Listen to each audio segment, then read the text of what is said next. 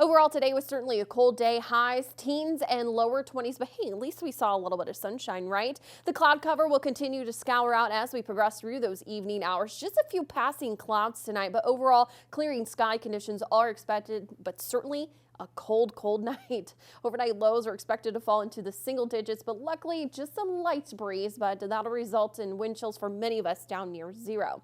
High pressure will remain in control for Wednesday, so that means plenty of sunshine is in store for us. But again, don't be deceived by that sunshine. It's still going to be a cold day. Afternoon highs are only expected to top out in about the middle 20s, but this is a nice gradual warming trend that's in store for us, and that's going to continue through the middle of the work week, and we'll finally thaw things out by Thursday. But here's the planner for tomorrow. Yes, jam-packed with plenty of sunshine, but certainly cold. Right near 8 degrees as you get ready for the bus stop tomorrow morning, so layer up. You're certainly going to need the layers in the afternoon with temperatures pushing into about the middle 20s. We get the opportunity to thaw out by Thursday, but don't get too excited because another punch of Arctic air is on the way. I'll break it all down for you tonight on Fox 55 News, first at 10.